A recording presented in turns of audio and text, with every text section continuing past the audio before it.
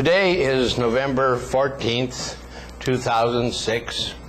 We're doing an oral history interview for the archives at the University of Alabama.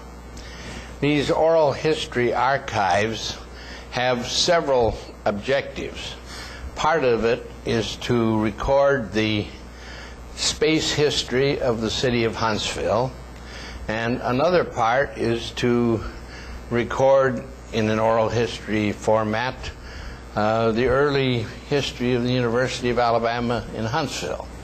Our guest today is Dr. Pales, Dr. Marx Pales, and he has a leg in both of these camps. He was very involved in the early development of the space age in Huntsville, and was also a professor for a long time at the University of Alabama in Huntsville. So you have a leg in both of the camps that we're trying to record. I'm Charles Lundquist, and my usual first question, since this is a historical interview, is to ask you, if you would please, to say a few words about where you spent your youth, where you were educated, and the career that led up to you getting to Huntsville. I see. Well, I was born and raised in Cleveland, Ohio. And at the age of about 6, my father was a violin teacher and a dance orchestra leader. And so he stuck a little small violin under my chin when I was about 6 and taught me to play the violin. And so I've been involved with the violin ever since then. And after some years, I went to on a scholarship to Baldwin Wallace College, a Methodist college, but it had a very fine conservatory of music. That's in Ohio. That's in Berea, Ohio, say about 15 miles from Cleveland. All right. So I went there to work on a degree and advance my violin playing. And I had a very fine violin teacher there, and they had a good orchestra. So that was a very good start for my career, as it turned out to be. And and after Baldwin Wallace College, let's see, what did I do? Oh yeah, I went to, well, after the service then in the World War II, I went to the Juilliard School of Music in New York and Columbia University to get my advanced degrees. And while there, I met a gentleman who later introduced me to Lee Hoybe, who was a composer, and we talked about writing a work, an original work to be performed in Huntsville. So you knew Lee Hoybe then from the very early days? Well, yeah. That's interesting. I hadn't realized that you had known him that long. Yeah.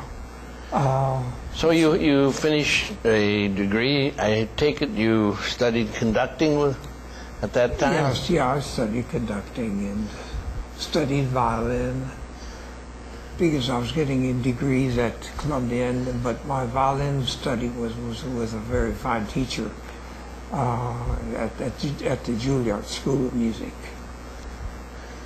So when you finished your formal education, what did you do next? Well, let's see. Oh, I had been invited by the conductor of the Huntsville Symphony, Russell Gerhardt, who had kind of formed the orchestra and got it going here. And he was actually the second music director and conductor. The one before him was only about 1 year. And he, well, first of all, I invited him to come to Arkansas because that's what I was teaching at the University of Arkansas. Roughly when did you go to the University of Arkansas in the faculty? Well, I can't remember. Well, it's not important, don't worry. Yeah, maybe about 1972, something like that. Yes. And see, where was I? Well, you were talking about inviting or interacting with Gerhard while you were on the faculty at the University of Arkansas. Yeah, and then he invited me to come to Huntsville to be a guest conductor. And so then while I was here, I got acquainted with some of the players, notably Dr. Bill Cates, who was a timpanist of the symphony at the time. And so then when Gerhard became ill, I got a call from Dr. Cates. Would I come and consider the situation to conduct a symphony here in Huntsville? And I said, well, I can't just do that. There has to be something else, because that's just a kind of a part-time position. So I guess he and another friend, Grady Holt, they went to the president of the university to see if there was a part-time position for me here, or if they could create one for me, which they did. So that's how I came to UAH. And that was, I believe, in 1971. That's about 71, 72, yes. That season. Yeah. Well, at this point, we might digress a little. The Huntsville Symphony Orchestra was, of course, at that time been in existence, but it had been brought into existence largely by people that came to Huntsville as part of the space program. True. Some of them were part of the von Braun team, and others were U.S.-born players who came to work in the space program but wanted to make music on their part-time, on their recreation. So that the symphony owes a great deal to the space program and the people that came with that. I did a little checking, and in the early 70s, when you were here as conductor, there were still some people that were in the orchestra that were founding members from that German heritage. Oh, yes. For instance, Theodor Fove, yes. who played cello, Yes. was one of the members of the team that came with Werner von Braun. Right. Esther Grau was the wife of one of the von Braun team, and she and her daughter Evelyn played in the orchestra when you got here. Yes. Richard Rausch came a little later, but joined the von Braun team, and he was, I believe, for a while the principal second violin. Yes, that's correct. You got a good memory. Well, I did a little checking. And Rosemary Jurgensen was the daughter of Klaus Jurgensen, another member of the von Braun team. Uh-huh. So even 20 years after the influx of rocket people to Huntsville, when you took over as music director and conductor of the orchestra, there were quite a number of people still around that were in your orchestra. Yes, yeah. I presume you remember a lot of them. Well, I remember them, but my memory is failing me on names. Sure. Well, Robert Larkin was concertmaster, and he worked for IBM, and again, he was a U.S. import, but was brought in for the space program. Yeah, he worked for Boeing, I believe. Was it Boeing? I think it was IBM. IBM, yeah, that's it. Well, not long after you took over the orchestra, the von Braun Center was opened. Yes. And you had the duty and honor to conduct the opening program at the Braun Center. Right, and I had something to do with the name of the hall, the main hall. Is that right? Oh, tell us about that. They were going to call it the theater. I see. I said, that's very limited in how that's going to be used. I mean, there's going to be concerts of all kinds, and I think you should call it the concert hall. And that's what it is. And they did. They're very good. Well, the dedication of the you opened the program, I guess, with a very appropriate piece by Beethoven called "Consecration of the Hall." Right. Would you care to comment on that? Consecration of the house, yes. Yeah, I said we have to do that because of the German community here that was very prevalent in music activities, and so I thought that'd be appropriate. And you had to work in some Beethoven. By Beethoven. You needed to have some Beethoven, Yes. obviously, in the opening of the Symphony Hall. Right. And you chose a very appropriate piece. Well, then that was followed on that first opening concert by a concerto by Hans Richterhauser. Right. Who also had ties through his wife to the German community here in Huntsville.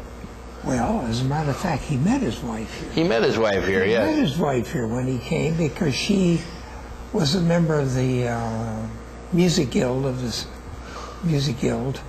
and so she was selected to, since she could speak German, of course, to go and meet him at the airport and kind of be his escort around town. Yeah, she was a widow at the time. Yeah. And they, well, over a few months, just a few months' time, after he left and went home, why they got married. Yeah. Well, he was a very eminent German pianist at the Very time. good, yeah, outstanding. But the highlight, I guess, of the opening of the hall was the Galileo Galilei oratorio. Yes, yeah. I'm sure you'd like to tell us about that. Well, when we talked about we were talking about this opening for the, I think I said we needed something very, very special, and I'd like to have some piece of music for that occasion, orchestral with soloists or chorus or all together.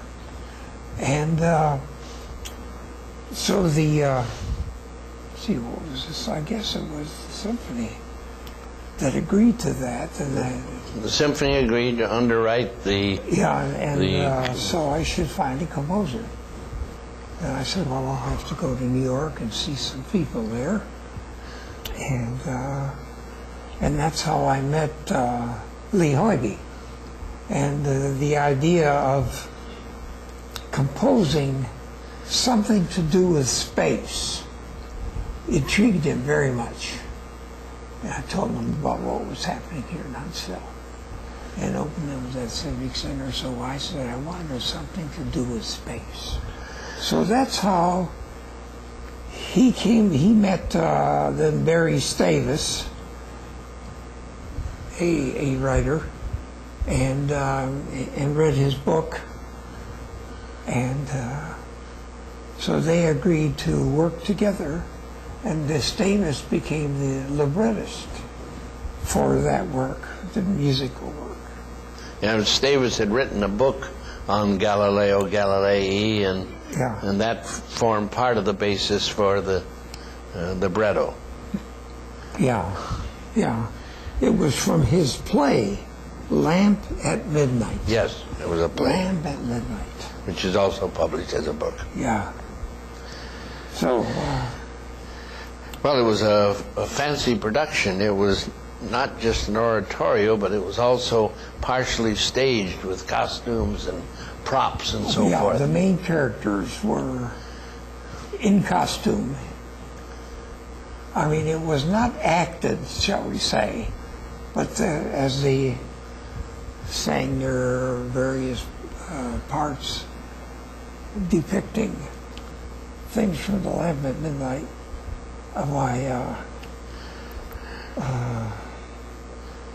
It really became really quite an interesting work. And very appropriate. And Galileo. Hoyby and Davis were here for the premiere. And the Galileo theme was very appropriate for a space-oriented occasion, since Yes. he, in some respects, opened the doors to space for the world with his understanding of how the universe was put together. But it's a very dramatic experience. Yeah.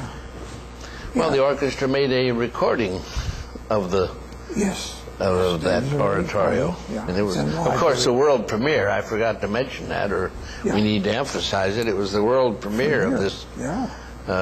work, which has been performed several times since. Yes. Yeah, we performed it again later on. I can't remember when. And I don't know where it's been performed in other parts of the United States, but I know it has. Yeah, I've heard of other Yeah. performances of it. So the Huntsville. So that was really a very joyful experience putting that together. and Getting Lee much to the, Hoyby and the theme, the text, the libretto, all that together. we have in front of us here one of the manuscript scores for Galileo Galilei. Another one is in the archives here at the university that Yes. you kindly And left there. Autographed by all of the musicians involved, including Lee Hoyby. The archive also has the book by Davis, signed by him, programs and press clippings from the event, and a copy of the record that your orchestra produced of the work. Good. So all that is recorded here in the archives, and we'll add this interview with you to that collection. Very good. Yeah, I was very pleased with that. That was really quite an experience. Yeah. Well, would you like to comment a little bit on your career at UAH and how you found UAH? Well, UAH was a small department, the music department, being chaired by Royce Boyer. And so that was a nice challenge to be involved in developing a larger music department. And the department grew during the time Yes. you were here. And so I became also a recruiter. Oh, really? Yeah. Get students to come and study at the music department. Good. Yes. So I got acquainted with people in Oklahoma. And what's the other nearby state? Missouri? Missouri, yes. Yeah. And so I got acquainted with orchestra directors, and as a consequence, I got invited to do some conducting with their orchestras or come and rehearse their orchestras. And so that way I got to know students in these orchestras, particularly string players. And I encouraged them to come and study. In fact, I found some money to give them the scholarships to come and get their degrees at UAH Music Department. Well, you also brought in a number of well-known figures in the music world as soloists with the orchestra. Are there any that particularly stand out in your memory as being exciting? Well, Was Beverly Sills there? Beverly Sills was one of those, and of course she was really the biggest name of all that I brought here. And it was just wonderful working with her. And she was great to have here. Gosh, I can't remember the other people. Oh, there were lots of them. Too many to remember, I'm sure. Yeah. Wow. I should have tried to remember some of those. Oh, that's fine. Well, what are your thoughts about Huntsville? Was it a good move when you came here? Was it a good thing to do? Well, yes, it was. I was at the University of Arkansas, and that was a building job too, developing that school and this music department. So this was another challenge to be met, and of course there was an orchestra here already, so that of course appealed to me very much. Yeah. And then I slowly convinced the board of trustees to get some money so we can hire some famed people to come and be soloists with the symphony. Yeah. Well, the orchestra surely did very well, as did the university during your active tenure before you retired. Well, it took a lot of patience and, as I say, recruiting and, well,